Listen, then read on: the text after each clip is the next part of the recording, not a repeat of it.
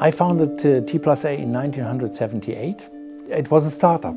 It was definitely a company made by a young man who didn't have money and who had the idea of making very good audio products.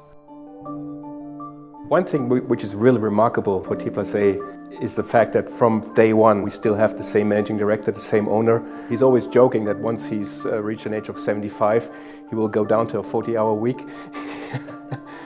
And the good thing is that his son Konradin is also joined the company and will carry on what Sigi has built up over the last 43 years. Yeah, T+A is a development and production company. This is very important for us because we do not focus on development only, but as well on a very high quality production. We believe that we only have a chance if our products are extraordinary. And this is why we want to keep everything in our hands.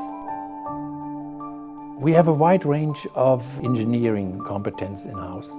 That means I myself am a physicist, Lothar Wiemann is a physicist, the chief of our development, Jörg Küpper, is a specialized software engineer. We have hardware engineers, we have loudspeaker developers, we have math specialists who take care even of Linux programming. It's not necessary to be a physicist to design loudspeakers. Of course not. And it's not necessary to be a physicist to design electronics. But as I saw during my education, to become a physicist means that you learn a lot about all technical and physical background of everything which happens in nature. And this is why I think that it's useful to have such a kind of education. T+A has always been a company that was very much focused on technology. Konradin is really bringing some new input into the company by focusing on user experience and other marketing topics, which is very, very important for us. So I think we have a really good foundation in terms of technology, and with the new stuff Konradin is bringing in, this will make T+A even more successful for the future. We were lucky in a certain way because beginning of the 80s, the first CD players came out and people were willing to buy big and expensive speakers, even bigger speakers than today. And within a short time, we really could grow the company so that we could cover the distribution overall Germany. And we started with really in 82 already with a very good line of transmission line loudspeakers named Criterion, which we still have in our product range. We started exporting our products to Europe and we could grow the company so that in 1988 we were able to start with a really good electronic development department. Within 4 years we managed to grow the electronic business so that it became bigger than the loudspeaker business. But we saw coming up more and more digital products. And this is why we invested in a very strong digital development department. And this was the next step, developing the company from an analog company to a digital company. This does not mean that we lose or want to skip our analog history. And today, I think it's a big benefit for us because we really can manage high-quality analog design and high-quality digital designs.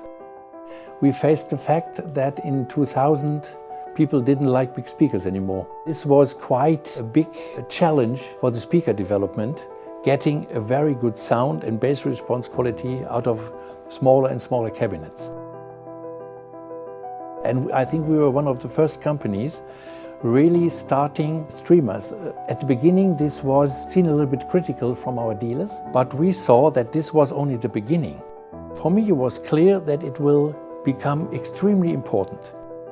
When I began with T+A, we were seen very well in the European and German markets mainly. But over the last few years, we really expanded into Asian markets, the US market and other markets, and we're really getting more and more growth on the export side. And this is really a big change we've seen.